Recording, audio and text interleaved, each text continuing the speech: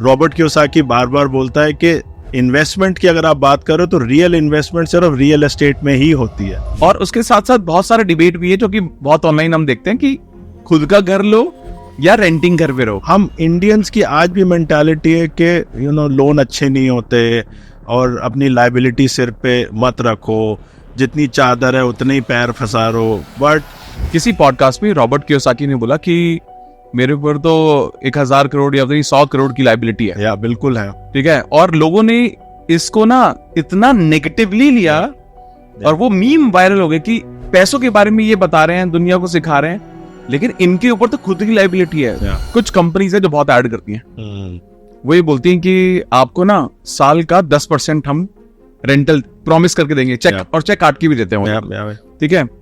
लेकिन और वो तब तक देते हैं जब तक आपको पोजीशन नहीं मिल जाता, ठीक है। और जब पोजीशन मिल जाता है तो प्रॉपर्टी आप देखो, ठीक है। अब मुझे ना ये समझना है क्या ये ट्रैप है। रियल एस्टेट में जब आप इन्वेस्ट करते हो तो गवर्नमेंट भी आपको आज के टाइम में बूस्ट कर रही है। गवर्नमेंट भी चाहती है कि रियल एस्टेट सेक्टर बड़ा हो। अभी currently it is around $450 billion and ये नेक्स्ट 6 years में इट्स गोना टच $1 ट्रिलियन। तो ये एक नई डिबेट है कि रियल एस्टेट में पैसा डाला जाए या स्टॉक मार्केट में पैसा डाला जाए, बिकॉज हर कोई ट्रेडर बनने की कोशिश कर रहा है, हर कोई स्टॉक मार्केट में म्यूचुअल फंड में पैसा डाल रहा है, जहां पर 10-12% म्यूचुअल फंड्स में भी सेफ वे में आप डोंट वेट कि मैं अपना ड्रीम हाउस ही खरीदूंगा पहली बारी में ही मैं सचिन तेंदुलकर बनूंगा और मैं सीधा छक्का मारूंगा, वो नहीं हो सकता। एक इंडिविजुअल की अगर 1.5 लाख की EMI जा रही है घर की, तो आइडियली उसको अपने इनकम का किस लेवल पर होना चाहिए। मैं जानना चाहता हूँ, एक ना लोगों का फोकस होता है creating multiple source of income. तो ये जब मल्टीपल सोर्स ऑफ इनकम किसी को भी क्रिएट करनी है तो ये थॉट कितना इंपॉर्टेंट है और कहाँ किया जा सकता है। रेरा आने से लोगों को थोड़ी मेंटल सिक्योरिटी तो है, बट ये है तो government organization. But do you think working with RERA is very comfortable, convenient? अगर प्रॉपर्टी खरीदनी है तो उसके लिए क्या क्या पॉइंट्स हैं जो उसको ध्यान रखने चाहिए कि ये इंश्योर कर लो ताकि you are safe in the transaction. Hello दोस्तों, रीडर बुक्स क्लब के एक और जोरदार पॉडकास्ट में आपका बहुत बहुत स्वागत है, जहां पर आज हम एक बहुत ही बेहतरीन किताब के बारे में बात करने वाले हैं, rich dad poor dad. Robert Kiyosaki एक ऐसे ऑथर हैं जिन्होंने अपनी लाइफ में बहुत सारा पैसा कमाया, बहुत सारी एसेट बिल्ड की, बहुत सारी लायबिलिटीज भी बिल्ड की, और उसके साथ साथ उन्होंने बहुत सारे ऐसे जरिए बताए, तरीके बताए, जिसके जरिए हम अपनी लाइफ में बहुत सारे पैसे कमा सकते हैं, एसेट बिल्ड कर सकते हैं, और उसके साथ साथ उसको बहुत ही फास्ट तरीके से मल्टीप्लाई कर सकते हैं। और एक एरिया उन्होंने जो बहुत ज्यादा एम्फेसाइज किया वो है रियल एस्टेट, यानी कि प्रॉपर्टीज में इन्वेस्टमेंट करना, घर खरीदना, रेंटल, बहुत सारी चीजों पर उन्होंने बात की है। लेकिन आज उसी के बारे में, एक तो हम इस किताब के बारे में डिटेल में बात करने वाले हैं, बट उसके साथ साथ हम आज हमारे साथ एक रियल एस्टेट एक्सपर्ट है जो कि अपने एक्सपीरियंस से ये बताएंगे कि आज के दौर में भी, इतनी पुरानी किताब है लेकिन आज के दौर में भी ये किताब और इसके जो रूल्स हैं, इसकी जो प्रैक्टिसेस हैं, रियल एस्टेट इंडस्ट्री में कितनी ज्यादा काम आती हैं। ये इनका नाम है मिस्टर गौरव कपूर। ये रियल एस्टेट एक्सपर्ट हैं और एक कंपनी है जिसका नाम है रियल बेटर, उसके फाउंडर हैं। इन्होंने अपना काफी सारा वक्त इस इंडस्ट्री में बताया, जो आज हमें हेल्प करने वाले हैं कि अगर आप प्रॉपर्टी खरीदना चाहते हैं, चाहे वो पर्सनल यूज के लिए हो, चाहे आप इन्वेस्टमेंट पर्पज से आप लेना चाहते हो, तो आपको किस तरह का, किन सब बातों का ध्यान रखना चाहिए, वो सारी चीजें शेयर करेंगे। सो गौरव जी, आपका बहुत बहुत स्वागत है। Thank you Amit ji, thanks for inviting me, मेरा ऑनर है सर। थैंक यू सर, मैं बहुत एक्साइटेड हूं क्योंकि अगेन ये एक ऐसा एरिया है जिसमें मुझे भी बहुत ज्यादा नहीं पता है। मुझे ऑफ कोर्स मैंने रियल एस्टेट थोड़ी इन्वेस्टमेंट्स की है। प्राइमरी जब भी मैं इन्वेस्टमेंट के बारे में सोचता हूं तो बहुत ज्यादा घबराता भी हूं, कहाँ घर खरीदना चाहिए या सिर्फ इन्वेस्टमेंट के लिए। बहुत सारे सवाल रहते हैं कि इन्वेस्टमेंट पर्पज से करना है तो क्या करें, किस जगह करें या नहीं करें। कई बार ये मन आता है कि घर खरीदें या कमर्शियल प्लेस ले लें, और कई बार ना मतलब जो थॉट प्रोसेस वो रहता है कि क्या सिक्योर्ड है। रेरा तो है इन प्लेस, लेकिन उसके बाद भी क्या हमारे पास सिक्योरिटी है, मतलब वो जेन्युइनली है। क्योंकि मैं एक ऐसी जगह पर रहता हूं जो है नोएडा, ठीक है, जहां, और आपको पता है कि यहाँ पर आज भी ऐसे ऐसे बिल्डर्स हैं जिनकी प्रॉपर्टी डेमोलिश की जा रही है, ठीक है। बहुत सारे बड़े बड़े बिल्डर्स हैं जिनकी रजिस्ट्री नहीं हो रही है, ठीक है। हजारों लोग वहां रह रहे हैं। तो कहीं ना कहीं मुझे लगता है कि बहुत सारे लोग घबराते हैं, है ना। तो मैं चाहता हूं कि आज बहुत सारी लाइट आप डालें ताकि लोगों को ना ये डिसाइड करने में मदद मिल सके कि करना क्या चाहिए अगर रियल एस्टेट की बात आती है तो। सर मैंने 17 साल से यही किया है। हमारा एक फैमिली बिजनेस है गुड़गांव में, गोल्डन ब्रिक्स के नाम से, जिसमें हमने रियल एस्टेट कंसल्टेंसी करी है। आई थिंक मोर देन 5,000 लोगों को हमने हेल्प करा है in investing, in buying and selling. वाह। सो हम हमेशा, हमारे लिए रियल एस्टेट से अच्छी कोई इन्वेस्टमेंट नहीं है। एंड जैसे क्वेश्चंस आपके हैं ऐसे क्वेश्चंस हमारे पास डेली बेसिस पे क्लाइंट्स के आते हैं। एंड मैं आजकल जो देख रहा हूँ ना, ऑनलाइन बहुत सारे जो है लोग वो रियल एस्टेट के अगेंस्ट बोलते हैं। सो मेरा ऐसा मानना है कि I can be the voice of real estate, जो कि आपको बता सकता है कि सारा कुछ बुरा नहीं है। एंड जैसे इस बुक में भी बताया गया है, real estate is the actual real investment. Robert Kiyosaki बार बार बोलता है कि इन्वेस्टमेंट की अगर आप बात करो तो रियल इन्वेस्टमेंट सिर्फ रियल एस्टेट में ही होती है। तो उसके लिए आपके जितने भी क्वेश्चंस हैं, I am happy to take it. And I always believe that real estate से अच्छी कोई इन्वेस्टमेंट नहीं हो सकती। अमेजिंग। तो फिर तो बहुत मजा आने वाला है। बहुत मजा आने वाला है। तो अब मुझे सबसे पहले मुझे ये समझना है सर कि रियल एस्टेट में और इस किताब के अकॉर्डिंग भी एक्चुअल एसेट क्या है और लायबिलिटी क्या है। बिल्कुल ठीक है। तो रॉबर्ट कियोसाकी बड़े सिंपल तरीके से समझाता है, एसेट वो चीज है जो आपकी पॉकेट के अंदर पैसे डाले एवरी मंथ, और लायबिलिटी वो चीज है जो आपकी पॉकेट से पैसे निकाले एवरी मंथ। करेक्ट है। तो ये डेफिनेशन मैंने कुछ 10 साल पहले जब ये फर्स्ट टाइम बुक पढ़ी, तो पहली बार सुनने में ऐसा लगता है ये तो बड़ा ही सिंपल है। बट जब आप देखो तो आज बहुत सारे लोग हैं जो आज भी इसको समझ नहीं पाए हैं। लोग आज भी कंफ्यूज है एसेट और लायबिलिटी के बीच में। लोगों को लगता है कि उनका घर उनकी इन्वेस्टमेंट है, बट रॉबर्ट कियोसाकी बताता है कि घर इन्वेस्टमेंट नहीं होता, घर इज अ लायबिलिटी। तो it's a very simple definition, but लोग इसको मिस कर जाते हैं। तो अगर मैं आपको एग्जांपल दूं, अगर आपने कुछ रेंटल इनकम वाली प्रॉपर्टी ली है जहां से आपको हर मंथ रेंट आ रहा है बिना आपके कोई एफर्ट करे, एंड अगर आप रात को सो भी रहे हैं तो भी आपके जेब में पैसा एवरी मंथ आ रहा है, so that is an investment. Anything which puts money in your pocket, FD can also be an investment, also business can be an investment, but liabilities बड़े डिफरेंट होते हैं। Anything which takes money out of your pocket every month is a liability. जैसे आपका घर है, आपके घर में आपको हर महीने बिजली का बिल पे करना है, हाउस टैक्स पे करना है, आपको फर्नीचर खरीदना है, तो it is taking money from your pocket, तो दैट इज अ लाइबिलिटी। अगर आपने कार खरीदी है तो कार की आपको मेंटेनेंस भी करनी है, आपको उसमें पेट्रोल भी डलवाना है, उसके ऊपर आपको रोड टैक्स भी भरना है, तो that is again taking money away. आज भी लोगों को लगता है कि कार उनकी एक इन्वेस्टमेंट है। अगर आप बैलेंस शीट में भी जाके देखोगे तो कार्स वैसे आपको एसेट साइड में दिखती हैं, बट रॉबर्ट कियोसाकी अपनी बुक में बड़े सिंपल तरीके से यही समझाता है कि एसेट में इन्वेस्ट करो और लायबिलिटी से दूर रहो। Very well explain. बहुत ही मुझे लगता है कि अगर कोई बच्चा भी इस बात को सुना होगा तो वो डिफरेंस समझ गया होगा कि एसेट क्या है और लायबिलिटी क्या है। तो थैंक यू सो मच। अब मुझे एक चीज बताइए कि जब हम रियल एस्टेट की बात करें, जैसे आपने बहुत अच्छी बात बोली कि जब आप खुद के लिए घर खरीदते हो तो वो एक तरह से लायबिलिटी है क्योंकि आपके वहां पर खर्चे बहुत ज्यादा हैं। बिल्कुल। लेकिन कहीं ना कहीं ये एक ऐसी चीज है जो बड़े लोगों के इमोशन से बहुत कनेक्टेड होती है। बिल्कुल, है ना, कि लोग इमोशनली सिक्योर महसूस करना चाहते हैं। एग्री। और उसके साथ साथ बहुत सारे डिबेट भी है जो कि बहुत ऑनलाइन हम देखते हैं कि खुद का घर लो या रेंटिंग घर पे रहो। एग्री। ठीक है, मैंने सोच के आया था, मैं इस सवाल आपसे जरूर करूंगा। तो आपके अकॉर्डिंग मतलब ये इमोशंस को मैनेज करना या प्रैक्टिकल होके रेंटिंग हाउस में रहना, इसमें आपका टेक क्या है इस पे? ये दो क्वेश्चंस है, मैं इसको दो पार्ट में आंसर करता हूं। तो सबसे पहला क्वेश्चन है कि घर अपना खरीदना चाहिए या रेंट पे लेना चाहिए, क्योंकि आजकल जो डिबेट चल रही है, लोग कहते हैं कि अगर 5 करोड़ का घर है, उसका किराया सिर्फ 70-80 हजार पे महीना है, तो इट्स बेटर कि आप उसको किराए पे ले लो। बट मेरा ये मानना है, जैसे आपने बोला वेरी राइटली, कि home is a psychological decision. Basically it's a emotional आपका बैकअप होता है। एंड घर में जब भी आप कुछ लेते हो, इन्वेस्टमेंट करते हो, तो इट्स एन एसेट जो आप अपने बच्चों को भी पास ऑन करके जाते हो। It becomes your legacy.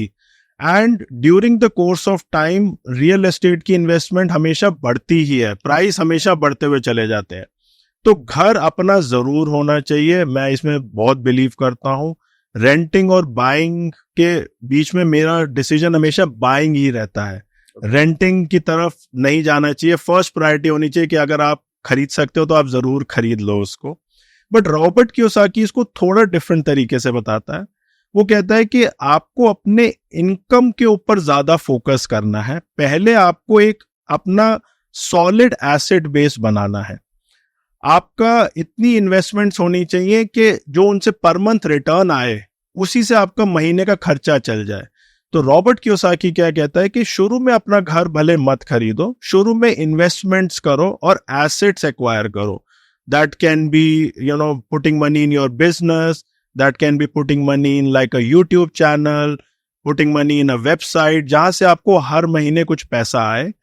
और जब आपके पास इनफ एसेट्स हो जाएं जो आपकी महीने की खर्चे को पूरा कर सकते हैं, तब आप अपना घर भी जरूर खरीदो। एंड रॉबर्ट कियोसाकी ये नहीं मना करता कि रियल एस्टेट में इन्वेस्टमेंट मत करो, वो कहते हैं इन्वेस्ट जरूर करो और ऐसी प्रॉपर्टीज खरीदो जो आपको हर महीने रेंटल इनकम दे।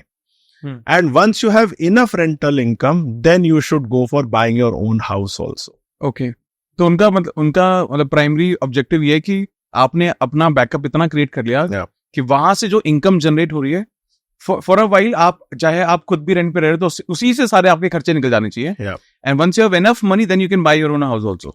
सो वो हमेशा फोकस करता है फाइनेंशियल लिटरेसी के ऊपर। वो बार बार ये बोलता है कि आपको फाइनेंशियली लिटरेट होना चाहिए, जो कि कोई भी स्कूल आपको नहीं सिखाता है, पेरेंट्स भी घर में उतना नहीं सिखाते हैं। सो उसका ये मानना है कि आपको अपनी एजुकेशन के ऊपर इन्वेस्ट करना चाहिए, अपनी फाइनेंशियल लिटरेसी के ऊपर इन्वेस्ट करना चाहिए। आपको क्लियरली समझ आना चाहिए कि फाइनेंशियल अकाउंट्स कैसे बनाए जाते हैं, लाइक अ बैलेंस शीट कैसे बनाई जाती है, वो सब आपको समझ आना चाहिए। तब आप जाके मार्केट में राइट डिसीजंस ले पाओगे। तो ये बहुत अच्छा सवाल भी है आपका कि फाइनेंशियल एजुकेशन होना बहुत जरूरी है कहीं ना कहीं, क्योंकि अगर आप एजुकेटेड नहीं हो तो देन पैसा इज समथिंग विच इज, चाहे कोई इवन पढ़ा लिखा है या नहीं है, चाहे वो हाउस वाइफ है, घर से काम, तो कहीं ना कहीं पैसे तो हर कोई हैंडल कर रहा है। तो पैसे का नॉलेज तो बहुत ज्यादा जरूरी है। तो आपको क्या लगता है कि ये पैसे का नॉलेज कहाँ से लिया जा सकता? सो फाइनेंशियल लिटरेसी सबके लिए इंपॉर्टेंट है, भले कोई हाउसवाइफ हो, कोई सैलरीड एम्प्लॉय हो या कोई बिजनेसमैन हो। इवन अपने बच्चों को भी हमें फाइनेंशियल लिटरेसी सिखानी चाहिए। प्रॉब्लम क्या है कि वो कोई नहीं सिखाता, स्कूल्स में नहीं सिखाया जाता। मैं अगर अपनी भी बात करूं तो हम स्कूल गए, पढ़ाई करी, उसके बाद पता चला कि आजकल बीबीए का ट्रेंड चल रहा है, तो सब बीबीए कर रहे हैं तो हमने भी बीबीए कर लिया। उसके बाद बीबीए करने के बाद होता है कि अब मास्टर्स करनी जरूरी है, तो चलो अब एमबीए भी कर लिया। बट सब पढ़ाई खत्म करने के बाद भी हमें ये, जब हम एक्चुअल लाइफ में निकलते हैं, जब हम अपने करियर की तरफ जाते हैं, तब हमें पता चलता है कि हमने तो पैसे के बारे में कुछ सीखा ही नहीं है। ना ही किसी बुक्स ने सिखाया, इवन एमबीए में भी नहीं सिखाया कि मनी को कैसे हैंडल करना है, how to invest money, where to invest money, कौन सी अच्छी है इन्वेस्टमेंट्स, कौन सी नहीं है। तो वो सब चीजें आपको रॉबर्ट कियोसाकी कहता है कि खुद सीखनी है। आपको अपनी सेल्फ फाइनेंशियल लर्निंग के ऊपर पैसा लगाना चाहिए और चीजें सीखनी चाहिए। उसके बाद आपको इन्वेस्टमेंट्स के बारे में ज्यादा नॉलेज मिलेगी। तो आपके अकॉर्डिंग फाइनेंस में, अगर लेट्स से फॉर एग्जांपल कोई पर्सन है, I am not just about real estate, but अगर किसी को फाइनेंशियल लिटरेसी, फाइनेंशियल एजुकेशन को बढ़ाना है, तो उसके लिए क्या क्या चीजें इंपॉर्टेंट है? जैसे फॉर एग्जांपल क्या उसको लोन्स के बारे में पता होना चाहिए, कार्ड्स के बारे में, क्या क्या बेसिक टर्म्स हैं जो उसको सब पता होना चाहिए अगर वो फाइनेंशियली, क्योंकि मैं भी इस बात में पूरा बिलीव करता हूँ कि जो चीज आप जिस चीज के बारे में आप जानते नहीं हो वो अबंडेंस में आपके पास आ ही नहीं सकती है। बिल्कुल ठीक है। तो ऐसी कौन कौन सी टर्म्स है जिसके ऊपर लोगों को फाइनेंशियल सिक्योरिटी और अबंडेंस के लिए उसके बारे में तो जानना ही, पता ही होना चाहिए सबको? सो सबसे पहले जो मोस्ट इंपॉर्टेंट है वो एसेट ही है। ठीक है। कितनी तरह के एसेट्स हैं मार्केट के अंदर, कितनी ऑप्शंस हैं आपके पास इन्वेस्टमेंट करने के लिए, वो समझ आनी चाहिए सबको। उनके लिए पैसा कैसे इकट्ठा करना है, क्या लोन लेना चाहिए, क्या क्रेडिट कार्ड यूज करना चाहिए या नहीं करना चाहिए, वो सब खुद सीखना पड़ता है। जब आप लोन लेने जाते हो तो अगर आप देखोगे आज के टाइम में आपको होम लोन 7 या 8% की इंटरेस्ट रेट पे मिल जाता है। बट वही अगर आप क्रेडिट कार्ड का लोन लेने जाते हो तो it can be somewhere from 14% to 24%। So ये सब चीजें आपको, जब आप इनके अंदर नॉलेज इकट्ठी करोगे तभी आपको समझ आएगा कि अगर मैं घर खरीदता हूं तो वो हर महीने मेरा अप्रिशिएट करता है। हर साल आपको जो है रियल एस्टेट 12 से 15 तो % एप्रिसिएशन हर साल मिल ही जाता है। कोई साल ऐसे होते हैं 2021-22 जैसे जब आपको 25 से 30% एप्रिसिएशन भी मिल जाती है। तो इट मेक सेंस कि यार 9% का बैंक का EMI है, इंटरेस्ट रेट है, और यहाँ पे मेरे को 12 से 15% तो एप्रिसिएशन ही मिल जाएगी। प्लस जो रेंट आएगा वो अलग आएगा, तो that becomes a part of your monthly income and adds to your wealth creation. So ये सब चीजें समझनी जरूरी है। बहुत सारे हमारे क्लाइंट्स आते हैं जो कहते हैं हमें लोन नहीं लेना, हमें लायबिलिटी अपने सिर पे नहीं डालनी, बट रॉबर्ट कियोसाकी भी सिखाता है इस बुक के अंदर, और मेरा भी ये एक्सपीरियंस है कि लोन लेने से कभी डरना नहीं चाहिए। ओके अगर आप एसेट खरीदने के लिए लोन ले रहे हो तो आपको टेंशन नहीं लेनी चाहिए। It is a very clear mathematical decision कि मैं लोन लूंगा जिसमें मुझे 7 to 8% इंटरेस्ट पे करना है, और जहां भी मैं इन्वेस्टमेंट कर रहा हूं, फॉर एग्जांपल अगर आप बिजनेस में इन्वेस्ट कर रहे हो तो business can give you 20%, 30% every year on year. So उस समय आपको लोन लेने के लिए डरना नहीं चाहिए। हम इंडियंस की आज भी मेंटालिटी है कि लोन अच्छे नहीं होते और अपनी लायबिलिटी सिर पे मत रखो, जितनी चादर है उतने ही पैर फंसारो। बट मेरा ये मानना है कि लोन लेने से डरना नहीं चाहिए। बैंक का पैसा आज के टाइम में तो it's like free money. Covid के टाइम में तो इंटरेस्ट रेट 5-5.5% तक चले गए थे, तो हमने तो भर भर के लोन उठाए हैं। एंड अगर मैं अपनी भी बात करूं, मेरे इस टाइम 3 से 4 होम लोन हमेशा चल रहे होते हैं, एंड हम प्रॉपर्टीज में इन्वेस्ट करते रहते हैं रेगुलरली। वाओ, जैसे ये बहुत बहुत अलग पर्सपेक्टिव है, क्योंकि मुझे याद है बीच में ना किसी पॉडकास्ट में रॉबर्ट कियोसाकी ने बोला कि मेरे ऊपर तो 1000 करोड़ या 100 करोड़ की लायबिलिटी है। या बिल्कुल है, ठीक है, और लोगों ने इसको ना इतना नेगेटिवली लिया और वो मीम वायरल हो गए कि पैसों के बारे में ये बता रहे हैं, दुनिया को सिखा रहे हैं, लेकिन इनके ऊपर तो खुद की लायबिलिटी है। बट मैं जो आपका वर्जन समझ रहा हूं, तो ये लायबिलिटी इन्होंने बिल्ड की है जानबूझ के की है। तो ये तो यही सिखाते हैं सबको कि जब तक आप बैंक से लोन नहीं लोगे, आप अगर खुद अपनी जॉब से पैसा इकट्ठा करने की कोशिश करोगे तो आपको तो 10, 20, 30 साल लग जाएंगे। बैंक से लोन लो, बैंक आपको जो पैसा दे रहा है that is like a free money. अगर आप यूएस में जाते हैं तो वहां पे तो 1 या 2% का इंटरेस्ट रेट था, अब बढ़ गया है। बट लोन लेने से डरना नहीं चाहिए। और इन्होंने जो अपने एसेट्स बिल्ड करे हैं वो सब लोन ले लेके ही बिल्ड करे हैं, बट दे मेक श्योर कि जो उनका इंटरेस्ट है वो उनके रेंटल से ही पे हो जाता है। सो अगर आप दुबई जाते हैं, दुबई में अगर आप इन्वेस्टमेंट करते हैं तो आपने प्रॉपर्टी ली, फॉर एग्जांपल 4 करोड़ की कोई प्रॉपर्टी ली है, तो उसमें आपको 9 से 10% तो रेंटल आ जाता है एवरी ईयर। तो अगर आपने बैंक से लोन भी ले रखा है तो आपका लोन बारों बार पे हो जाता है एंड आपकी प्रॉपर्टीज बिल्ड होती जाती हैं। तो उसी के ऊपर ही, वेल्थ क्रिएशन के ऊपर ही हमें ध्यान देना चाहिए। That is the most important understanding which everybody should have. But क्या आपको नहीं लगता है कि जैसे दिल्ली एनसीआर में, हम तो दिल्ली एनसीआर में, आप तो गुड़गांव के वो है मास्टर है, आप सब जानते होंगे, इनफैक्ट दिल्ली एनसीआर भी जानते हैं, आप इंडिया की मार्केट को पूरी तरह जानते होंगे आई एम श्योर। तो क्या दिल्ली एनसीआर में जहाँ प्राइसेस बहुत हाई है, या दिल्ली एनसीआर हो चाहे बॉम्बे हो चाहे बैंगलोर हो, क्या यहाँ पर भी वो रेंटल यील्ड इतनी है? मतलब जैसे आपने बताया कि दुबई में 8-10% आप चार्ज कर सकते हो, बट यहाँ तो उतना नहीं, क्योंकि प्राइस ओवर प्राइस नहीं होगी प्रॉपर्टी। दिल्ली एनसीआर की अगर हम बात करें, आई वुड नॉट से ओवर प्राइस्ड है, इट इज डिमांड बहुत ज्यादा है यहाँ पे। तो डिमांड जब बढ़ती है, सप्लाई उस स्पीड पे नहीं बढ़ रही, तो प्राइसेस बढ़ रहे हैं। हमें हर साल ऐसा लगता है कि प्रॉपर्टी ओवर प्राइस्ड है, बट अगले साल वो और ज्यादा बढ़ जाती है। तो मतलब कभी भी मुझे अब ऐसा फील नहीं होता। हमने गुड़गांव उस टाइम पे देखा है जब गुड़गांव 10-12 हजार रुपए गज था, और हमने कभी ख्वाबों ख्यालों में भी नहीं सोचा था जो आज के प्राइसेस है। आज गुड़गांव में average price I would say is around 2.5 lakh rupees. And जो पॉश एरियाज हैं, गोल्फ कोर्स रोड साइड पे अगर आप चले जाओगे तो वहां पे तो 4 लाख 5 लाख भी अब गुड़गांव में सुनाई देता है। हमने कभी भी नहीं सोचा था।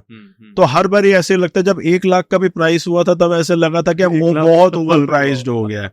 बट हर बारी रियल एस्टेट मार्केट हमें सरप्राइज करती है।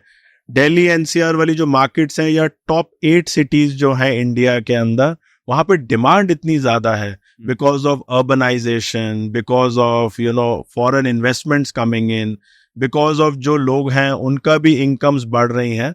सो उसकी वजह से ओवर प्राइस तो मैं नहीं बोलूंगा, बट रेंटल इनकम जो है वो दिल्ली एनसीआर या इंडिया में उतनी नहीं है। यहाँ पे जो रेंटल यील्ड रेजिडेंशियल में आती है वो सिर्फ 2 से 3% की आती है, ज्यादा से ज्यादा 4%।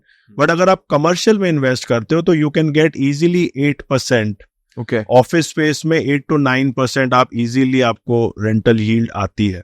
ओके, मैं सवाल पूछता हूँ, मैं कुछ कंपनीज है जो बहुत ऐड करती हैं, वो ये बोलती हैं कि आपको ना साल का 10% हम रेंटल प्रॉमिस करके देंगे, चेक और चेक काट के भी देते हैं, ठीक है, लेकिन और वो तब तक देते हैं जब तक आपको पोजीशन नहीं मिल जाता, ठीक है, और जब पोजीशन मिल जाता है तो प्रॉपर्टी आप देखो, ठीक है। अब मुझे ना ये समझना है, क्या ये ट्रैप है या ये स्मार्ट इन्वेस्टिंग है, मतलब from both the side, company की साइड से भी एक प्रॉफिटेबल ट्रांजेक्शन है और एक यूजर और या जो एक बायर है उसकी नजर से भी। तो सर इसको बोला जाता है एश्योर्ड रिटर्न। हाँ, ठीक है, अभी एश्योर्ड रिटर्न का उतना ट्रेंड नहीं चल रहा, बट कुछ साल पहले तक बहुत ट्रेंड था एश्योर्ड रिटर्न का। और इसमें जैसे आपने बोला, बिल्डर आपको गारंटीड लिख के देता है कि 10% या 11% या 12% एश्योर्ड रिटर्न आपको एनुअली मिलती रहेगी जब तक प्रोडक्ट रेडी नहीं होता। जो इसका ओरिजिनल थॉट था वो बहुत अच्छा था, और मैं आज भी मानता हूं it was like a win win situation for a builder and a client both. Client का क्या होता है, जब क्लाइंट पैसा इन्वेस्ट करने एफडी में बैंक के पास जाता है तो बैंक उनको हार्डली 5 से 6% की रिटर्न देता है। और बिल्डर जब बैंक के पास लोन लेने जाता है तो बिल्डर से ये लोग 18 से 24% इंटरेस्ट चार्ज करते हैं। सो इसका ओरिजिनल थॉट ये था कि क्लाइंट ने पैसा बिल्डर को दिया उसकी प्रॉपर्टी खरीदने के लिए, और instead of getting 5 to 6% FD return, उसको बिल्डर ने 11 से 12% return they the. Okay, so it was double of what bank was paying. Correct. And builder को ये फायदा था कि उसको पैसा जो 18 से 24% पे मिलता है वो उसको 11-12% पे मिल गया। तो it was originally a win win situation for both. But इसको ना बहुत सारे बिल्डर्स ने जब मार्केटिंग गिमिक बना लिया, बहुत सारे बिल्डर्स ने क्या करा कि जो मेरे को एश्योर्ड रिटर्न पे करनी है मैं उसको भी कॉस्ट में ही ऐड कर देता हूं। तो ओरिजिनल थॉट जो बिल्डर का है, जो प्रॉपर्टी बना रहा है, उसके एथिक्स और उसकी वैल्यूज पे बहुत सारी चीजें मैटर करती हैं। अगर उसकी वैल्यू अच्छी है और वो जेन्युइनली एक लॉन्ग टर्म बिल्डर है जो अपना ब्रांड बनाना चाहता है और लोगों को वैल्यू प्रोवाइड करना चाहता है, तो it is a win win situation.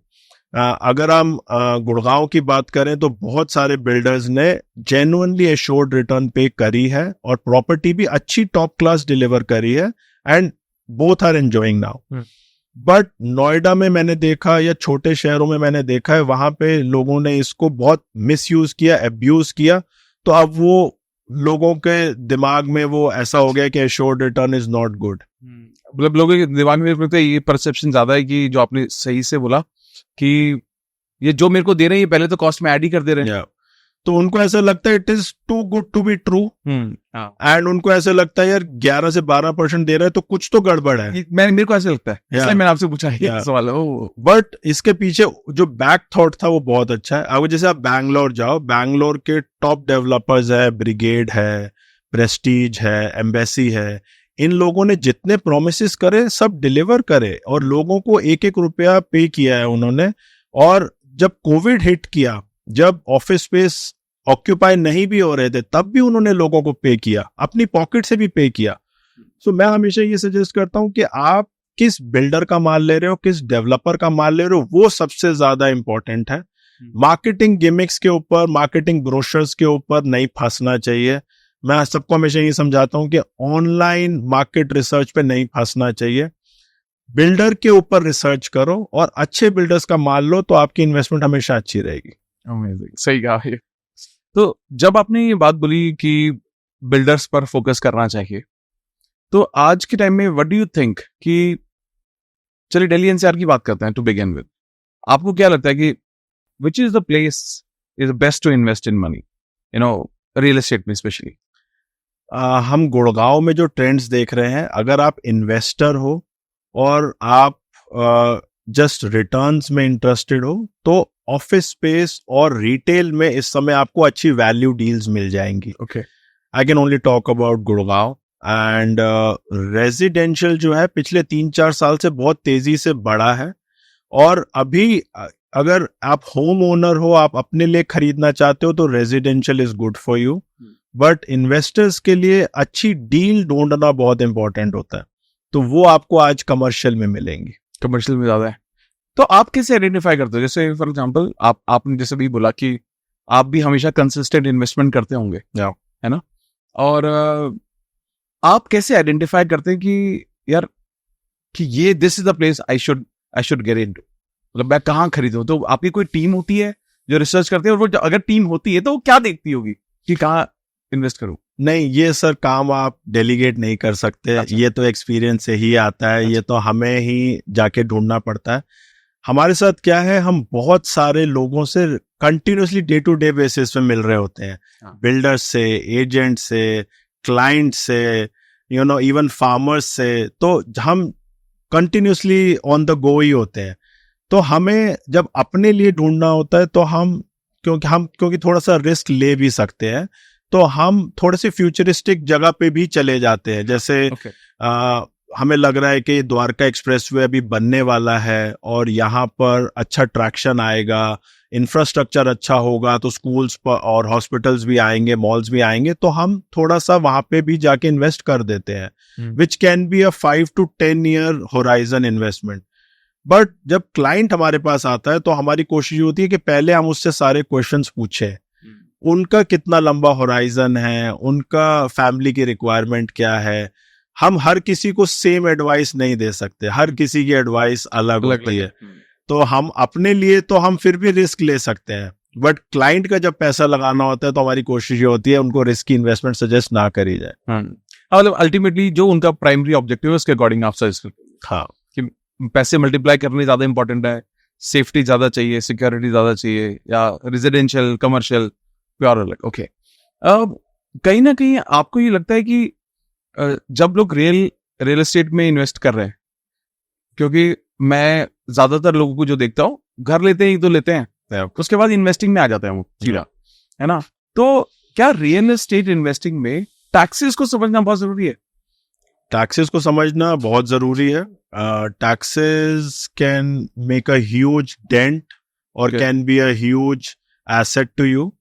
Real estate में जब आप इन्वेस्ट करते हो, तो गवर्नमेंट भी आपको आज के टाइम में बूस्ट कर रही है। गवर्नमेंट भी चाहती है कि रियल एस्टेट सेक्टर बड़ा हो। अभी currently it is around $450 billion, and ये नेक्स्ट 6 years में इट्स गोना टच $1 ट्रिलियन। सो 6 साल में रियल एस्टेट इंडस्ट्री अभी डबल होनी है।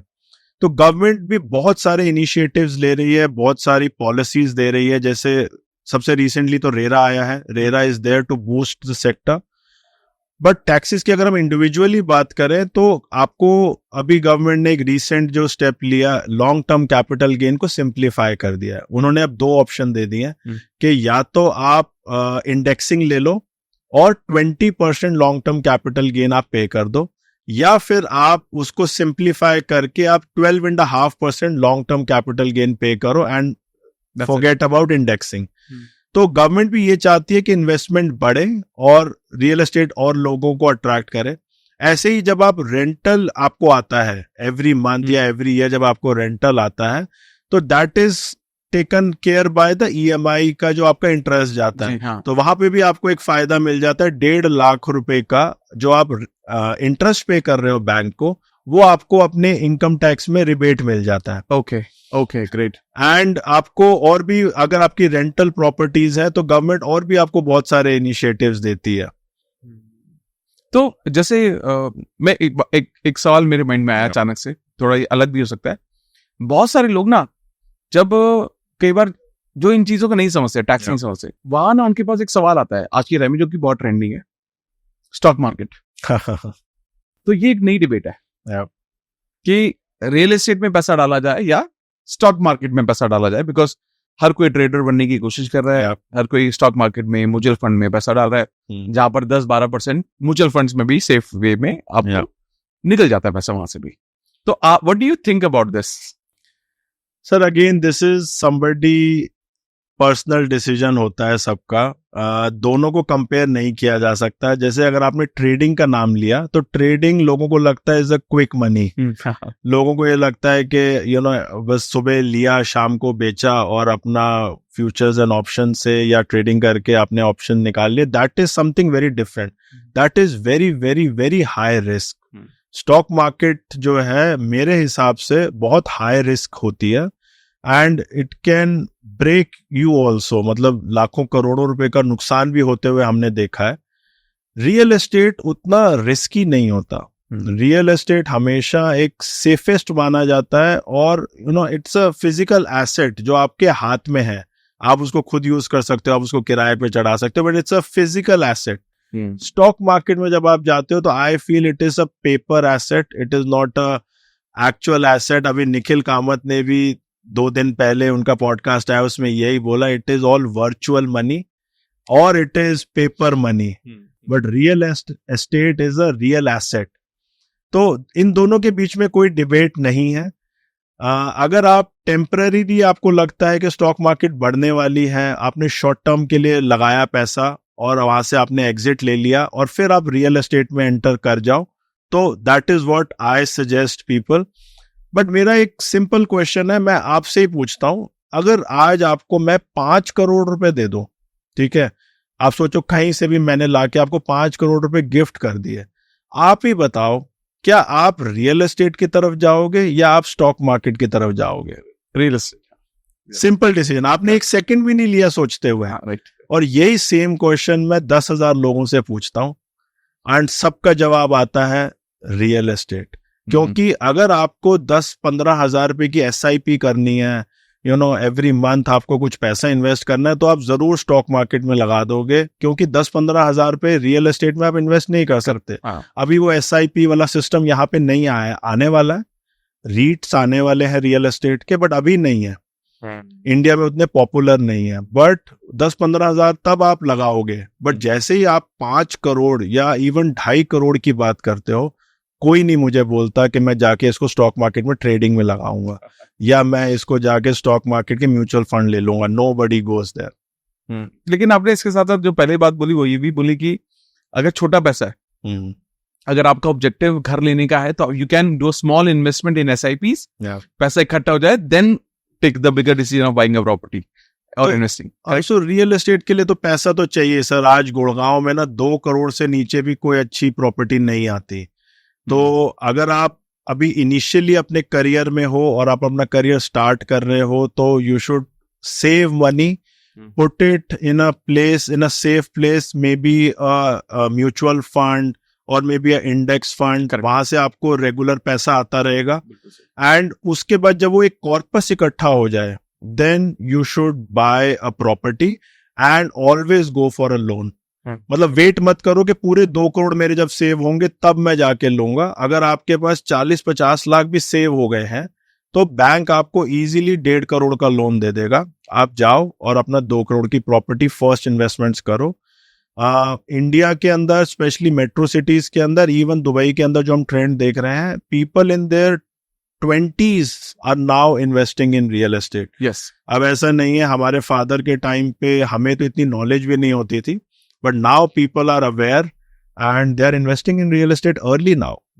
मतलब हम तो, मुझे याद है जब हम 30 पार पहुंचे, 30 को पार किया हमने, उसके बाद से थॉट आया यार अब तो घर सोचना चाहिए, है ना, अपना, मतलब पेरेंट्स का है लेकिन अब अपना खुद का भी सोचना चाहिए। अब एक सवाल, आपने बहुत अच्छी बात की है यहाँ पर, कितना पैसा इज काफी पैसा फॉर इन्वेस्टिंग? लेट्स से पहली प्रॉपर्टी में दो सवाल है यहाँ पर। पहला है बाइंग योर ओन हाउस। तो फॉर एग्जाम्पल 1 करोड़ का घर है या चलिए 2 करोड़ का घर है, तो कितना पैसा मिनिमम, मतलब लॉजिकली आपको लगता है, चाहे 80% तो दे देगी बैंक दे देगा, बट आपको क्या लगता है लॉजिकली कितना पैसा इन हैंड होना चाहिए आपको?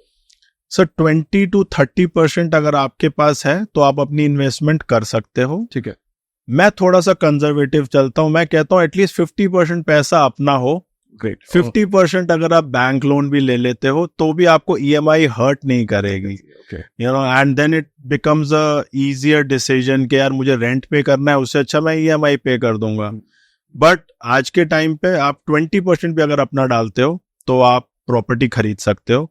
And I always suggest people के डोंट वेट कि मैं अपना ड्रीम हाउस ही खरीदूंगा पहली बारी में ही मैं सचिन तेंदुलकर बनूंगा और मैं सीधा छक्का मारूंगा, वो नहीं हो सकता।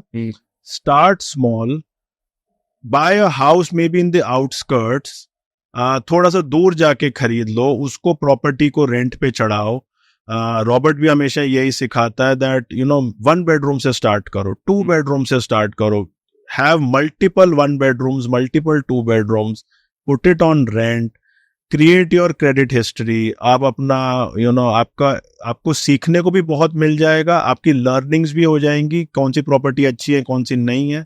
और फिर जब आप सीख के खुद एक्सपीरियंस के साथ जब आप अपनी प्रॉपर्टी ड्रीम होम लेने निकलोगे तो you will make a better decisions. बहुत सही, बहुत सही। एक मेरा सवाल है थोड़ा सा, और इसमें एक अलग सवाल है थोड़ा सा, देखना आप बताना चाहोगे तो। क्या जैसे फॉर एग्जाम्पल आपने बोला कि 2 करोड़ का घर है, ठीक है, तो 40 लाख हमारे पास हो तो हम इन्वेस्टमेंट कर सकते हैं। और अब मुझे 1 करोड़ 60 लाख का लोन लेना है।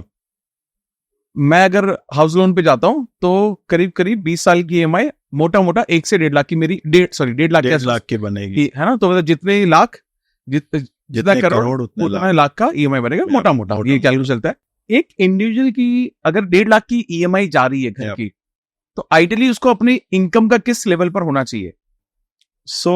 बैंक ये कहता है कि आप 50% ईएमआई तक जा सकते हो। अगर आपकी 3 लाख की इनकम है तो आप 1.5 लाख की ईएमआई बना सकते हो, तो बैंक आपको 1.5 करोड़ का लोन दे देगा। बैंकर्स भी ऐसे मोटा हिसाब लगाते हैं। बट अगर हस्बैंड वाइफ दोनों कमा रहे हैं, अगर हस्बैंड भी 3 लाख कमा रहा है, वाइफ भी 3 लाख कमा रही है, तो 6 लाख हो गया। फिर बैंक आपको और ज्यादा लोन भी दे देगा, आपको 3 करोड़ का लोन भी बैंक इजीली दे देगा। एंड आज की अगर हम मेट्रो सिटीज की बात करें तो 1.5 लाख की ईएमआई निकालना मुश्किल नहीं है। प्रॉपर्टी खरीदते समय आपको थोड़ा सा टाइट तो होना ही पड़ेगा।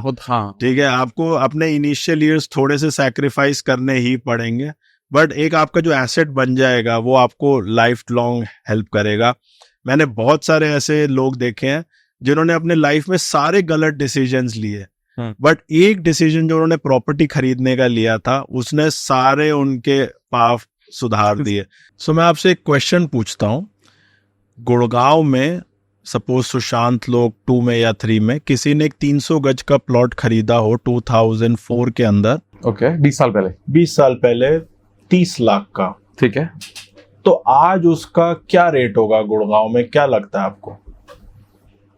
30 लाख का मतलब 20 साल मतलब 4-5 गुना हो जाएगा, 1.5-2 करोड़ का।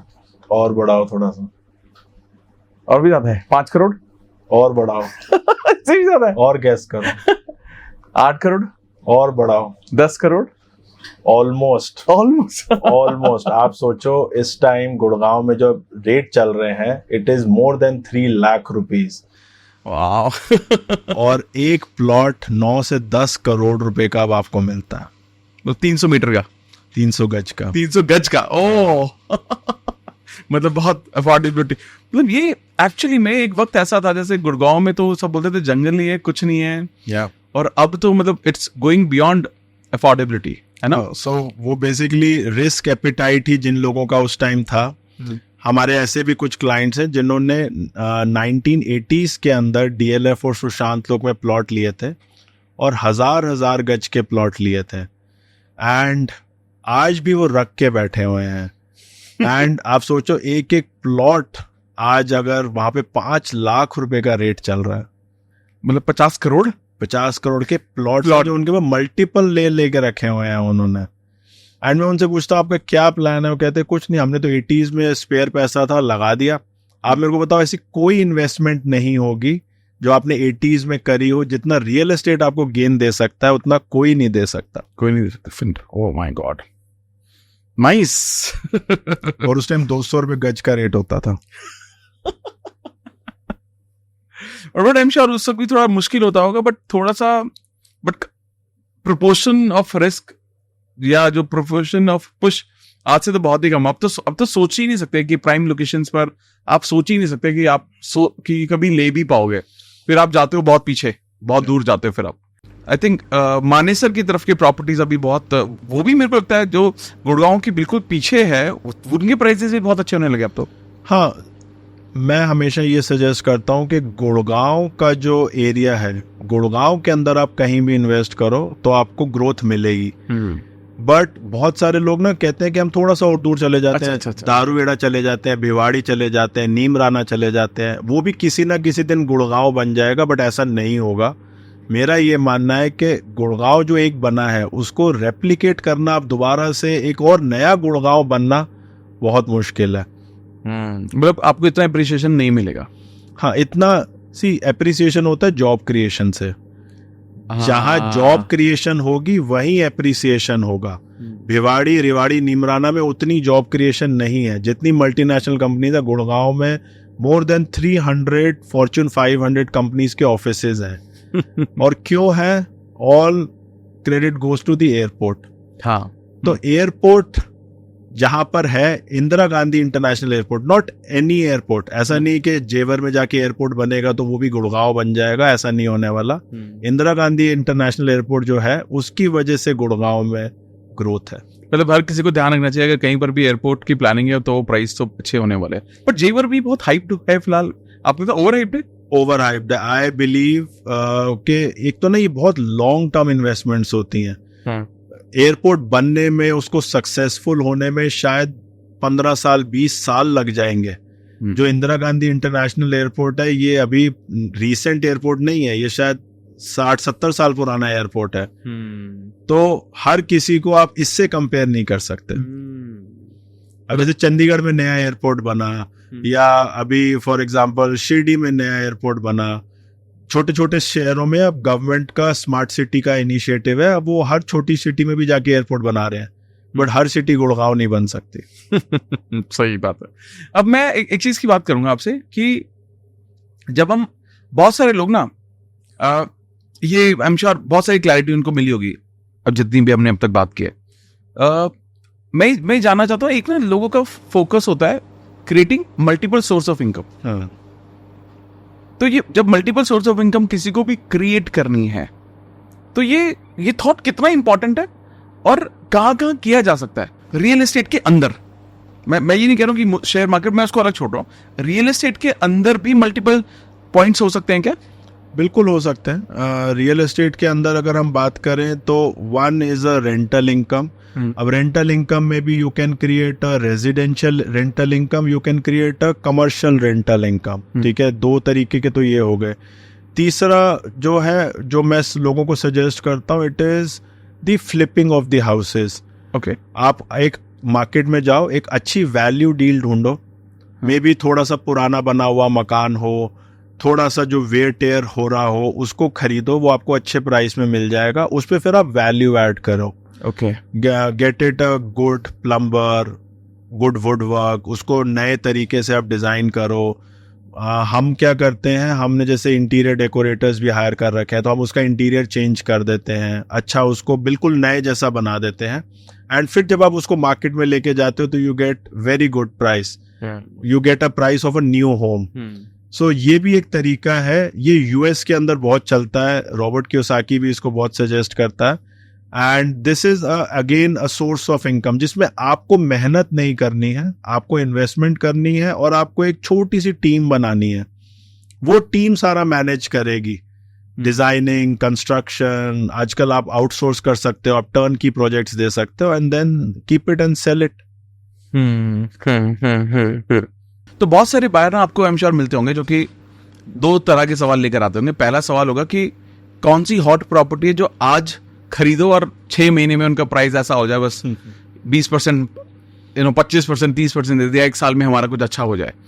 और बहुत सारे ऐसे लोग आते होंगे आपके पास जो बोलते होंगे यार लॉन्ग टर्म बताओ यार, ऐसा कुछ बेचने का चैलेंज नहीं है, आराम से इसको लॉन्ग टर्म में ही अच्छा हमें एक रिटर्न दे जाए इन्वेस्टिंग पर्पज से।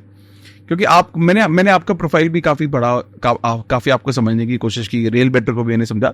आपका थॉट होता है कि यार उनको कमर्शियली मल्टीप्लिकेशन में हेल्प करना, ठीक है, कि नॉट जस्ट कि यार चलो ठीक है घर लेना ले लूं, लेकिन आपका पैसा ना मल्टीप्लाई होना चाहिए, उस पर भी आपका बहुत ज्यादा फोकस रहता है। बिल्कुल, है ना। तो आप क्या सजेस्ट करते हो नॉर्मली लोगों को? ये दो तरह के लोग हमारे पास आते हैं। मैंने जो ट्रेंड देखा है, जो नए इन्वेस्टर्स जो नए नए रियल एस्टेट में घुसते हैं, उनको ऐसे लगता है कि बस हम प्रॉपर्टी लेंगे और 6 महीने में 20 से 25% बढ़ जाएगी और हम उसमें से एग्जिट कर लेंगे। क्योंकि उन्होंने ऐसी कहानियां सुनी होती हैं, उनके किसी रिश्तेदार ने या किसी फ्रेंड ने बोला कि मैंने अभी न्यू लॉन्च में प्रोजेक्ट खरीदा था, उसमें सिर्फ 50 लाख इन्वेस्ट करे और मुझे 50 लाख के साथ 50 लाख प्रीमियम मिल गया, तो मुझे भी कोई ऐसी डील बता दो। बट जो लॉन्ग टर्म इन्वेस्टर्स होते हैं, जो मतलब एक्सपीरियंस इन्वेस्टर्स होते हैं, वो ऐसे कभी भी मांग नहीं करते। दे अंडरस्टैंड कि real estate is a long term game, और जितने लंबे समय के लिए आप इन्वेस्ट करोगे उतना आपको फायदा ही मिलेगा। एंड आप उसको अगर शॉर्ट टर्म में बेच दोगे तो you should only sell if you need money. पैसे की जरूरत पड़ गई है, कोई शादी पे लगाना है, फैक्ट्री पे लगाना है, या बच्चे को पढ़ने भेजना है, then only you should consider selling a property. Otherwise तो आप जितने लंबे समय के लिए रखोगे, प्रॉपर्टी की वैल्यू तो बढ़नी ही बढ़नी है। ये वाला जो आपने क्वेश्चन पूछा, इसमें लोग आजकल हमारे पास आते हैं कि मैं 50 लाख है मेरे पास, आप 50 लाख लगा दो और 50 के साथ 50 प्रीमियम मिल जाए। तो मैं उनको हमेशा ये सजेस्ट करता हूं कि ये पॉसिबल हर बारी नहीं होता। ये वंस इन अ डेकेड ऐसी ऑप्शन जरूर आती है कि आपने कोई अच्छी डीएलएफ का लॉन्च आया और आपने सही टाइम पे खरीद लिया, और उसमें प्रॉपर्टी में एप्रिसिएशन भी आ गई विद इन 1 ईयर। बट ये रेप्लिकेबल नहीं है, ये हर बारी नहीं हो सकता। इस माइंडसेट से जब लोग आते हैं तो उनको बहुत टाइम नुकसान भी होता है। ऐसा भी होता है जो जेब में 50 थे वो भी चले गए, क्योंकि रेरा आने के बाद अब लॉज बड़े स्ट्रिक्ट हैं। बिल्डर आपका यूनिट कैंसिल भी कर सकता है अगर आपने पे नहीं किया, डिमांड आई और आप पे नहीं कर रहे हो, तो बिल्डर आपका यूनिट कैंसिल करके किसी और को भी बेच देगा। तो अगर आपके पास एटलीस्ट 50% बैकअप है, या अगर आपके पास लोन एलिजिबिलिटी है, तो ही आपको इतना बड़ा रिस्क लेना चाहिए। अदरवाइज ऐसे ना हो कि इन्वेस्टमेंट के चक्कर में नुकसान हो जाए। तो जैसे आपने कहा रेरा आ गया है ना, रेरा आने से लोगों को थोड़ी मेंटल सिक्योरिटी तो है, बट ये है तो government organization. But do you think working with RERA is very comfortable, convenient? जो रेरा का ओरिजिनल थॉट है वहां पर अभी हम नहीं पहुंचे हैं। अभी रेरा उतना स्ट्रांग नहीं है, रेरा बहुत रीसेंट है, और अभी वो खुद भी अपनी पॉलिसीज और अपने लॉज वगैरह को अभी भी फॉर्मुलेट कर ही रहे हैं। रेरा आने के बाद एटलीस्ट एक पीस ऑफ माइंड ये हो गया है कि सारे जो उनके लैंड के डॉक्यूमेंट्स हैं और उनकी जो कंप्लायंस है और जो उनके लाइसेंसेस है, एटलीस्ट वो कंप्लीट है। सिर्फ उन्हीं प्रोजेक्ट्स को रेरा मिलेगा जिनका सारा जितनी भी कंप्लायंस है वो पूरी है, और जब तक आपके पास रेरा नहीं आता तब तक आप उसको सेल नहीं कर सकते। तो ये एटलीस्ट एक कंफर्ट हो गया है। बट अगर कोई बिल्डर फ्रॉड निकल गया है और अगर किसी ने चीट कर दिया है, तो रेरा अभी तक उतना स्ट्रांग नहीं हुआ है। वो उतनी पेनल्टीज, या अगर आपका हार्ड अर्न मनी फंस गया है तो उसमें से उसको प्रोजेक्ट को कंप्लीट करना या आपको रिफंड दिलवाना, वो अभी रेरा नहीं करवा पा रहा है। तो कुछ साल लगेंगे, but at least it's in the right direction. जैसे सेबी है जो स्टॉक मार्केट को गवर्न करता है, जैसे आरबीआई है, ऐसे ही ये भी गवर्नमेंट बॉडी है जो कुछ सालों के अंदर फुल फ्लेजेड ऑपरेशनल हो जाएगी। Okay, great. अगर कोई अभी इन्वेस्टिंग जर्नी स्टार्ट करता है, फर्स्ट टाइम इन्वेस्टर है, मार्केट का उसे बहुत ज्यादा आइडिया नहीं है, वो आप जैसे सही लोगों से भी नहीं मिला है, और मार्केट में आपको पता है बहुत तरह के डिफरेंट लोग हैं, और जिनका जहां तक रीच रहता है वो मिलते हैं अपनी तरफ से, और सभी अच्छा ही लगता है। मतलब ऐसा तो नहीं है लोग गलत है, बट अलग लोगों का इंटेंट भी होता है, जो बेचने वाले हैं, बायर का अलग इंटेंट होता है। तो आपको क्या लगता है कि जब एक बायर को कहीं पर भी, चाहे इन्वेस्टिंग पर्पज से या बाइंग पर्पज से, अपने खुद के रहने के पर्पज से अगर प्रॉपर्टी खरीदनी है, तो उसके लिए क्या क्या पॉइंट्स हैं जो उसको ध्यान रखने चाहिए कि ये इंश्योर कर लो ताकि you are the say you are safe in the transition? तो सबसे पहले तो अपनी रिसर्च पे टाइम लगाना चाहिए। Okay. मैंने क्या देखा है, लोग एक आईफोन खरीदने के लिए तो एक एक महीना रिसर्च करते हैं, एक एक महीना उनको कंपेयर करते रहते हैं, बट प्रॉपर्टी लेते टाइम थोड़ा सा जल्दबाजी में डिसीजन ले लेते हैं कि मेरे रिश्तेदार ने लिया तो मैं भी ले लेता हूँ, मेरे फ्रेंड ने लिया तो मैं भी ले लेता हूँ। अपना रिसर्च पे उतना टाइम वो नहीं लगाते हैं एंड उनको ऐसा लगता है कि हमें नॉलेज नहीं है तो हम क्या रिसर्च करेंगे। बट अगर वो मार्केट में जाएं, अपनी रिसर्च खुद करें, डिफरेंट लोकेशंस पे जाके विजिट करें, सारे बिल्डर्स से जाके मिलें, अपने लोकेशंस को और प्रोजेक्ट्स को कंपेयर करें एंड अपनी रिक्वायरमेंट के हिसाब से वो बेस्ट डिसीजंस लें। मे बी मल्टीपल एजेंट से जाके मिलें और उनकी रिसर्च समझें और उनसे राइट क्वेश्चंस पूछें, तो it is your life's biggest decision. उसको जल्दबाजी नहीं करनी चाहिए। बहुत टाइम मैंने क्या देखा है, लोग सिर्फ कहते हैं मैं संडे को फ्री होता हूँ पूरी जॉब से, संडे को आऊंगा और फिर आप जो भी अच्छा हो मेरे को दिखा देना, देन वो आप फंस जाते हो। चेकलिस्ट की जो आपने बात करी, अगर आप न्यू प्रोजेक्ट के लिए जा रहे हो तो सबसे पहले तो ये देखना जरूरी है कि रेरा उसका है कि नहीं। ठीक है, रेरा आ गया है तो आप बिल्डर के ऊपर रिसर्च करो। ठीक है, बिल्डर ने पहले कितने प्रोजेक्ट्स बनाए हैं, कितने उसने प्रोजेक्ट्स डिलीवर करे हैं, उसमें जो क्लाइंट्स रह रहे हैं उनका क्या फीडबैक है, उनसे जाके मिलो, उनसे जाके बात करो, उनकी अमेनिटीज देखो। प्रोजेक्ट अगर 10 साल पुराना है तो क्या बिल्डर आज भी उस पर फोकस कर रहा है या नहीं कर रहा है, तो बिल्डर के ऊपर रिसर्च जरूर करो। रेरा आपके पास होना चाहिए एंड देन बैंक लोन एक ले लो छोटा सा। जब आप बैंक लोन लेते हो तो बैंक अपनी फाइनेंशियली पूरी तहकीकात करता है। हाँ। अगर आप 30, 40, 50 लाख का भी लोन लोगे तो बैंक अपनी पूरी मेहनत करेगा। Bank will hire lawyers, bank will hire the accountants and they will go and do all the background check. तो वहां पर भी आप थोड़े से सेफ हो जाते हो कि at least now you have made a well informed decision. जल्दबाजी का डिसीजन नहीं है। वही, और एक वो भी बात आ जाती है जो आपने बोला, फाइनेंशियल लिटरेसी तो बहुत जरूरी है, बहुत जरूरी है। क्योंकि एक्चुअली आजकल लोग ये ज्यादा करते हैं, पहचान वाले ने ले लिया तो हम भी चलो बिना सोचे समझे हम उसमें ले लेते हैं। बट मैं आपको इंडस्ट्री का एक सीक्रेट बता देता हूँ, ये जो पहचान वाले होते हैं ना, इनका अपना बेनिफिट साथ में अटैच्ड होता है। जितने पहचान वाले आपको आके बोलते हैं ना कि मैंने ले लिया तुम भी ले लो, तो वो पहले जाके अपना बैकग्राउंड सेट करके आए होते हैं। तो मैं आपको खुल के तो क्या ही बताऊं, but they have their own motive, तभी वो आपको आके सजेस्ट करते हैं।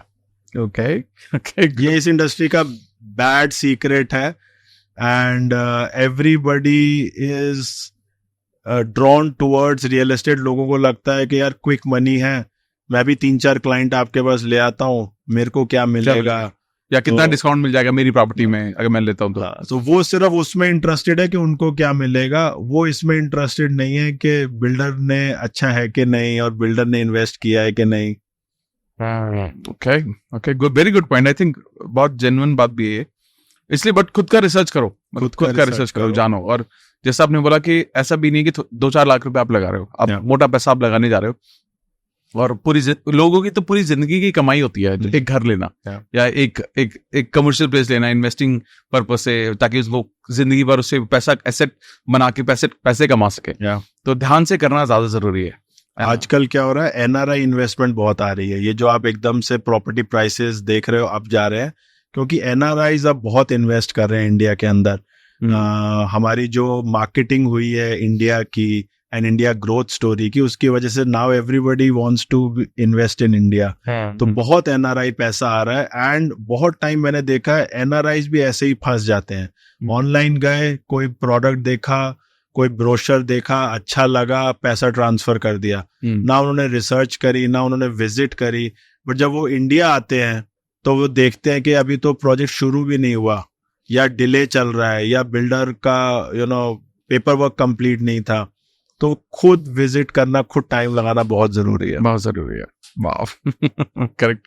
ओके, तो मैं जानना चाहता हूँ, जैसे कहीं ना कहीं जैसे आपने बोला कि लिटरेसी जरूरी है, आप जानना जरूरी है, एजुकेशन जरूरी है। आपका रूल क्या है? आप कैसे हेल्प करते लोगों को? रियल बेटर कैसे हेल्प करते लोगों को? नहीं, रियल बेटर तो एक B2B प्लेटफॉर्म है। ओके। हम कस्टमर फेसिंग नहीं है। अच्छा। हमने एक प्लेटफॉर्म बनाया है, एक ऐप बनाई है for real estate agents. Okay. मेरा क्या मानना है कि more than 95% of the successful transactions are done through an agent only. Buyer और सेलर कभी भी मिल के खुद एक दूसरे से डील नहीं कर पाते। हाँ। इवन जो बड़े बिल्डर्स और डेवलपर्स हैं वो भी अपना माल एजेंट्स के थ्रू ही बेचते हैं। इवन DLF का माल भी सारे एजेंट्स ही बेचते हैं। बट एजेंट्स के पास किसी भी तरह का कोई टेक, किसी भी तरह का कोई प्लेटफॉर्म या मार्केट प्लेस अवेलेबल नहीं है। सो हम क्या बोल रहे हैं कि अगर इस इंडस्ट्री में सुधार लाना है तो एजेंट को एम्पावर करना जरूरी है। अगर एजेंट के पास टेक होगा तो वो अपने कस्टमर को बेटर सर्व कर पाएगा। क्यों, अगर आपको कोई प्रॉपर्टी बेचनी है तो एजेंट बोलता है सर 3 से 6 महीने लगेंगे प्रॉपर्टी बेचने में। आज के टेक के जमाने में हम इस प्रॉब्लम को क्यों 3 या 4 हफ्ते में सॉल्व नहीं कर सकते? अगर आपको प्रॉपर्टी खरीदनी है तो भी you have to meet 20 agents and you have to go through hundreds of properties physically जाके। तो क्यों ना एक या 2 ऐसे अच्छे एजेंट हो जिनके पास आप जाओ और वो आपको राइट प्रॉपर्टी सजेस्ट करे और वो आपका डिसीजन जो है वो फास्टर हो जाए। तो उससे क्या होगा, क्लाइंट भी खुश होगा, एजेंट का भी धंधा बढ़ेगा, एजेंट की भी सेल ज्यादा वो क्लोज कर पाएगा। तो हर इंडस्ट्री ने टेक को अडॉप्ट किया है एक्सेप्ट रियल एस्टेट। हर इंडस्ट्री के अंदर जितने भी मिडल मैन हैं उनके पास आज टेक है। अगर जैसे आप ट्रैवल एजेंट्स देखो उनके पास टेक है, इंश्योरेंस ब्रोकर्स के पास टेक है, आपके जितने भी स्टॉक एक्सचेंज के ट्रेडर्स हैं उनके पास टेक है। उनको अपनी सीट से उठना भी नहीं पड़ता और सारा काम उनका हो जाता है। बट सिर्फ एक रियल एस्टेट ऐसा है और सिर्फ एक रियल एस्टेट एजेंट एक ऐसा प्राणी है जिसके पास कोई टेक नहीं है। आज भी वो डायरी पेन पे काम कर रहे हैं या ज्यादा से ज्यादा व्हाट्सएप को उनके लिए यूज कर रहे हैं। तो हमारा प्लेटफॉर्म जो है वो इस मकसद से बनाया गया है कि इस इंडस्ट्री में अगर चेंज लाना है तो ब्रोकर को एम्पावर करो। अभी तक क्या हुआ, पिछले 15-17 साल में जितनी टेक कंपनीज आई उन्होंने ब्रोकर को हटाने की कोशिश करी। ओके। जैसे 99 आया, मैजिक आया, नो ब्रोकर आया। इन सब का मकसद था कि ब्रोकर को हटाओ, एक ऑनलाइन बायर आएगा, एक ऑनलाइन सेलर आएगा और हम दोनों को ऑनलाइन कनेक्ट कर देंगे। बट जैसे हमने डिस्कस किया, it's a high value ticket item और ये लाइफ का मोस्ट इंपॉर्टेंट डिसीजन है। तो आपको एक ब्रोकर तो चाहिए, आपको एक ऐसा बंदा चाहिए जो बीच में मिडल मैन हो, ट्रस्ट वर्दी हो, वही आपकी ट्रांजैक्शन भी करेगा, नेगोशिएशन भी करेगा, पेपर वर्क भी करेगा, सारा कुछ वो करेगा। और एजेंट चार्ज क्या करता है आपसे? हार्डली 1%। तो उसको एम्पावर कैसे करा जाए कि वो अपनी सेल डबल कर सके, ट्रिपल कर सके, एजेंट जो है, और अपना धंधा वो बढ़ा सके। उसके लिए हमने एक B2B प्लेटफॉर्म बनाया है। हम कस्टमर फेसिंग नहीं है बट इवेंचुअली बेनिफिट जो है वो कस्टमर को ही होगा। बायर और सेलर्स जो हैं इवेंचुअल बेनिफिशियरी वही होंगे बट थ्रू एन एजेंट। और ये आई थिंक ये बहुत अच्छा इनिशिएटिव भी है, क्योंकि कहीं ना कहीं मैं देखता हूँ जब मैं 99 एकड़ पे जाऊं या नो ब्रोकर पे जाऊं, वहां भी आपको ब्रोकर ही मिलते हैं, एजेंट्स ही मिलते हैं। वो उन्होंने ही डाली होती है प्रॉपर्टी। मतलब लोग आज भी नहीं डाल रहे, मतलब अगर उसमें से किसी नंबर को कॉल करोगे 90% लोग जो है वो एजेंट है। बिल्कुल है। तो जैसे मैंने बोला, उनका मकसद ये था कि एजेंट को हटाया जाए बट वो कर नहीं पाए। ये इंटेंट भी सही है, आपको हटाने का इंटेंट होना चाहिए। हटा ही नहीं पाओगे आप। 15-17 साल उन्होंने ये कोशिश करी एजेंट को हटाने की, बट जब वो नहीं हटा पाए फिर उन्होंने अपना बिजनेस मॉडल चेंज करके अब उसको B2C कर दिया। एजेंट्स वहां पर जाते हैं, वो अपनी प्रॉपर्टीज पोस्ट करते हैं, बट अगर आप 99 एकड़ पे गए हो तो यू विल फाइंड आउट कि वहां पे मेजॉरिटी ऑफ द प्रॉपर्टीज जो है ना वो सही नहीं होती, क्योंकि एजेंट्स उसको डालते हैं फॉर लीड जनरेशन। वो बस ये चाहते हैं कि एक फोन बच जाए मेरे को, बाकी हम हैंडल कर लेंगे। तो अब उन्होंने ना उसको अपना लीड जनरेशन के लिए प्लेटफॉर्म बना दिया है।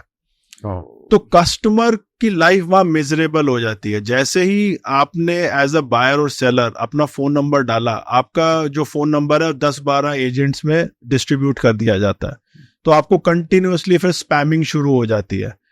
तो हम बोल रहे हैं कि वो मॉडल नहीं चल रहा, अब डिफरेंट इस मॉडल की जरूरत है। और रियल बेटर जैसे प्लेटफॉर्म्स जो हैं वो यूएस में सारी डेवलप्ड कंट्रीज में अवेलेबल है। इवन आप दुबई जाओ, सिंगापुर जाओ, ऑस्ट्रेलिया जाओ, यूरोप जाओ, वहां पे B2B प्लेटफॉर्म्स हैं, बट इंडिया में अभी तक नहीं है। तो हमने कुछ हट के बनाने की कोशिश करी है, एंड मेरा जो एक्सपीरियंस है 17 साल का, उसको यूज करते हुए हमने एक ऐसा प्लेटफॉर्म बनाया है जो एजेंट को हेल्प करेगा एंड इवेंचुअली जो है बायर और सेलर्स को बेनिफिट मिलेगा। और आपका आगे का प्लान क्या? अभी तो जैसे आप गुड़गांव में बहुत अच्छा काम आप ऑलरेडी कर ही रहे हो, तो बाहर का कुछ प्लान है बाकी एक अदर सीरीज? हाँ, तो हमारा expansion plan next 3 to 5 years में we want to be in the top 8 cities in India. Delhi NCR, next हमारा रहेगा बैंगलोर, हैदराबाद, पुणे, मुंबई, टॉप 8 cities हमने कवर करनी है। एंड हमारी टीम बहुत सॉलिड है, हमारा टेक पूरा डेवलप्ड है, and we are backed by very good developers also. बड़े बड़े नाम जैसे ब्रिगेड का मैंने नाम लिया था, ब्रिगेड के साथ हम जुड़े हुए हैं and they are empowering us to go pan India. अरे amazing, that's good, sounds good and sounds safe also.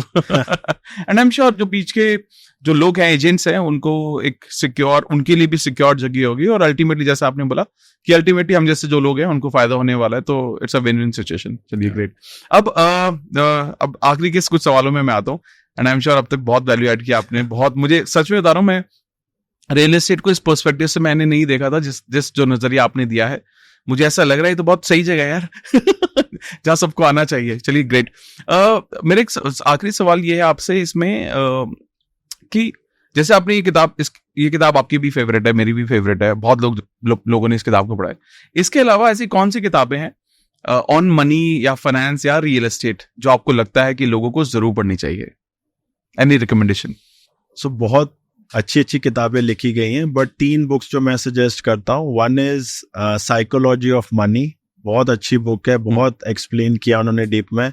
One is millionaire mindset and one is millionaire next door.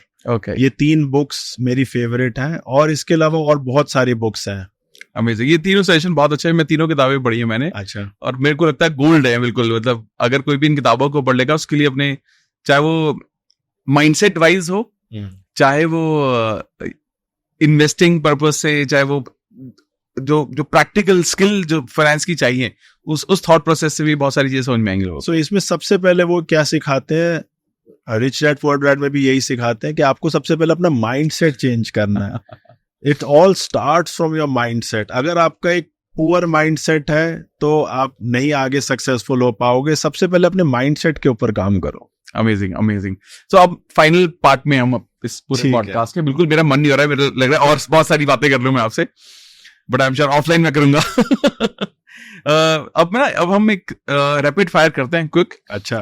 1 word answer आपका, और या आप उसको एक्सप्लेन करना चाहते हो वो भी कर सकते हैं, बट आपका क्या थॉट है उस चीज के बारे में, तो वो सवाल मैं आपसे करता हूँ। ठीक है। ठीक है, तो आप क्या प्रेफर करते हैं लोगों की फर्स्ट इन्वेस्टमेंट से, रेजिडेंशियल प्रॉपर्टी बाय करना या commercial?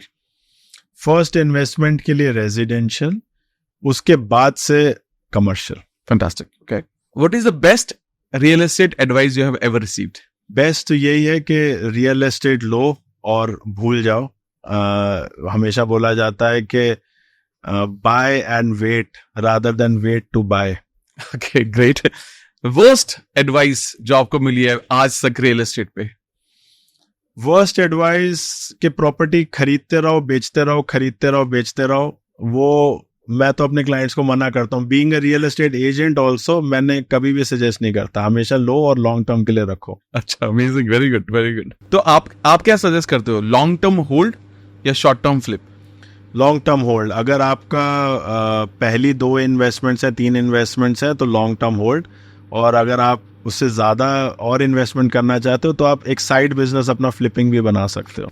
1 must read book on real estate investing? Real estate investing के ऊपर सर रॉबर्ट कियोसाकी की भी बहुत अच्छी अच्छी बुक्स हैं। रॉबर्ट कियोसाकी की बुक ऑन रियल एस्टेट भी है।